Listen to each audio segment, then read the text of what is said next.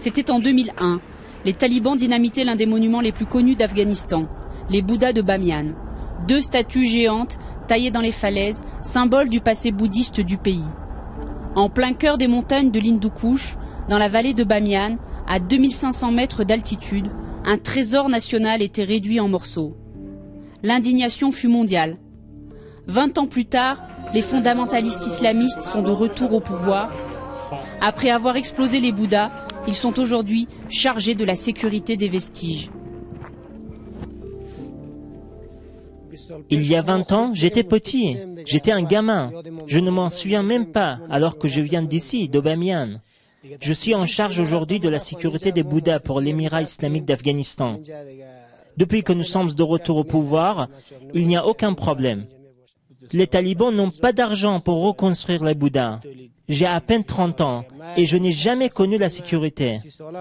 Je n'ai connu que la guerre. L'Afghanistan n'a pas de budget. À quelques mètres des Bouddhas désormais classés patrimoine mondial de l'UNESCO, vivent aujourd'hui les plus pauvres d'entre les pauvres dans les cavités creusées dès le VIe siècle par les moines bouddhistes. Hussein et sa femme n'arrivent plus à joindre les 2 bouts.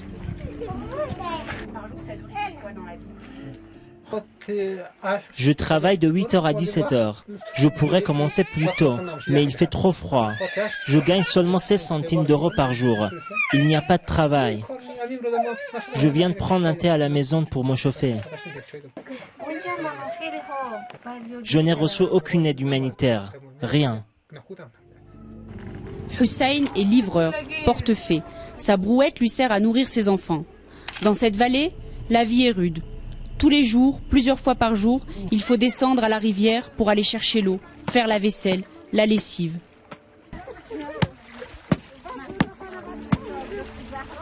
La plupart des habitants de la région sont Hazaras, une communauté majoritairement chiite, persécutée depuis des siècles en Afghanistan. Elle fut martyrisée par les talibans sunnites lors de leur premier régime. Nikbarth est terrorisée par leur retour au pouvoir. Elle vit dans une grotte de 2 mètres sur 3, dans un dénuement total, sans électricité. Le panneau solaire qui permettait d'en avoir ne fonctionne plus. Chaque soir, c'est le même repas. Je prépare du riz. Le petit déjeuner et le repas, c'est du pain sec.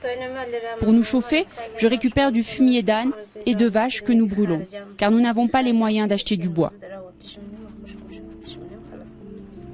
Pour Nikbarth, Hussein et toutes les familles de la vallée, chaque jour est un combat.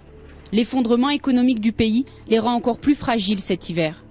Cette nuit, il a fait moins 18 degrés à Bamiyan.